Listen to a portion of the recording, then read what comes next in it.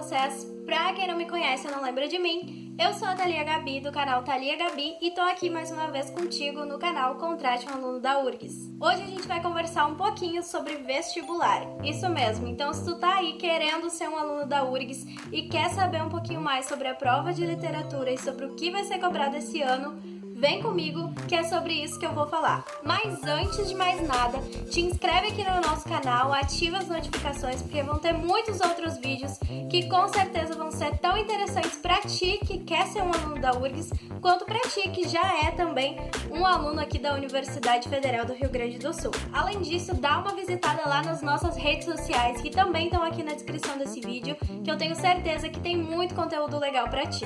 Agora vamos lá, vamos falar um pouquinho sobre a prova de literatura. Antes da gente entrar na lista de leituras obrigatórias propriamente dita, que é a lista que com certeza te interessa, que vai fazer diferença aí na tua preparação, a gente vai falar um pouquinho sobre a prova de literatura do vestibular, certo? Então a prova de literatura da URGS, assim como todas as outras provas do vestibular, é uma prova muito conteudista, sim. Ela cobra não só o conteúdo de literatura básico, que é aquele conteúdo que a gente aprende no ensino médio, né? Uma linha histórica de literatura, mas também ela cobra coisas muito específicas dessas obras indicadas como leituras obrigatórias. É interessante que você conheça essas obras, que você conheça os personagens dessas obras, porque existem questões muito minuciosas justamente sobre detalhes específicos de cada obra e de cada personagem. Então é importante que você não só conheça o enredo, que você tenha contato não só com os resumos de leitura obrigatória, mas que você também conheça a obra em si e que você vivencie essa obra. Então tem tempo ainda, né? A gente não tem uma data específica para o vestibular, tem tempo para você se preparar, para você ir lá buscar seu livro ou ler o seu livro aí pelo seu computador mesmo, né? Para que você consiga conviver com todas essas obras indicadas e também consiga ouvir o álbum indicado. Mas por que ouvir, né? A gente compra lá aquele livro com resumos, com críticas e lá já vem dizendo todas as letras, vem dizendo o que o compositor pensava e tudo. Para que eu tenho que ouvir? Então, eu já vivenciei questões tão específicas de músicas como cobrança de questões na melodia, por exemplo. Então, tinha um som de uma buzina no começo da música que simbolizava tal coisa. Aí você vai lembrar se tinha mesmo esse som? Muito provavelmente somente se você conviver de verdade com esse álbum, né? De certa forma, se você ouvir e conhecer também a melodia dessas músicas. Então, se você não tá muito adaptado a escutar MPB, né? Pega lá seu fonezinho, vai se acostumando com Chico Buarque, porque esse ano você vai ter que escutar um pouquinho de Chico sim. Ainda sobre esse livro de críticas, sim, ele é sempre muito construtivo, não lembro exatamente agora a editora, mas sempre é lançado um livro de críticas dessas leituras obrigatórias, né? Todo ano. Ele se renova, assim como as leituras, a gente tem a troca das leituras aí, todo ano entram livros novos, né? E outros acabam continuando de um ano para o outro. Mas esse livro de críticas, ele é sempre muito construtivo. Porém, não só ele, né? Então, assim, se você se preparar baseado 100% no livro de críticas, talvez você não vai saber algum detalhe específico, minucioso, que vai ser cobrado sobre um personagem específico daquela obra. Então, é sim muito importante que você conheça as críticas, que você conheça um pouco da história do autor daquele livro, isso também é importante. O contexto histórico em que esse autor estava inserido, né? O ano em que esse ator nasceu, o ano em que esse ator morreu, se ele já é um ator, né, que é falecido. Então é interessante que você conheça todo esse contexto, que você entenda o contexto histórico da coisa, porque tudo isso pode sim aparecer, né, vincular a história com a literatura e acabar aparecendo lá na sua prova. Porém, em questão de resumos, é legal que você leia o resumo para uma introdução breve ali daquilo que você vai conviver, mas é muito importante sim que você conviva integralmente com aquela obra, que você conheça integralmente todos os personagens e que você vivencie um pouquinho aí da literatura brasileira e estrangeira também, que a URGS indica nessa lista aí de leituras obrigatórias, certo? Agora sim, depois dessa introdução, depois de você saber um pouquinho do que esperar sobre a prova de literatura, a gente vai entrar nas obras indicadas como leitura obrigatória, que são essenciais para ti, que vai fazer o vestibular da URGS 2021. Vem comigo então que eu vou te contar quais são essas obras.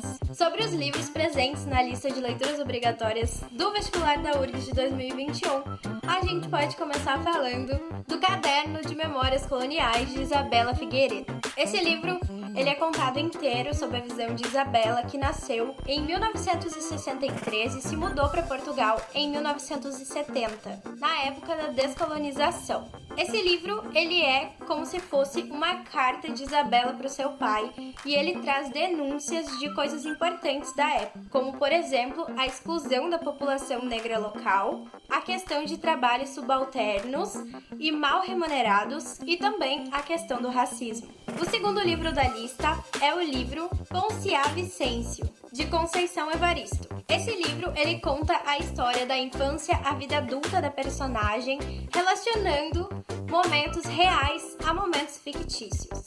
O terceiro livro chama Deixa o Quarto Como Está, de Amilcar Botega. Esse livro ele entrelaça diversos enredos, diversas histórias e ele faz com que o leitor chegue a questionar então a sanidade e até mesmo a posição do narrador. A próxima obra se chama Bagagem e é da autora Adélia Prado. É o primeiro livro de poesias da nossa lista. Ele foi escrito em 1976 e foi publicado logo após ter críticas positivas de Carlos Drummond de Andrade. O que não podia faltar era a presença de Graciliano Ramos com o livro São Bernardo. Esse livro ele conta a história de um amor desencontrado de Paulo Honório e Madalena. Ele foi escrito na segunda etapa do modernismo, publicado em 1934. Temos também As Meninas, de Lígia Fagundes Telles. Ele conta a história de 3 jovens e foi publicado no ano de 1973, onde causou muitas polêmicas justamente por trazer assuntos que na época eram assuntos meio que velados. A próxima obra se chama Feliz Ano Velho, de Marcelo Rubens Paiva. É uma obra que retrata a autobiografia do autor, trazendo a história do acidente que deixou ele tetraplégico e as questões da reinserção, de pessoas com certas limitações na sociedade. O segundo livro de poemas, que veio aí na nossa lista de leituras obrigatórias, se chama Flor Bela Espanca. E eu vou ler aqui quais são os poemas desse livro que serão cobrados na tua prova.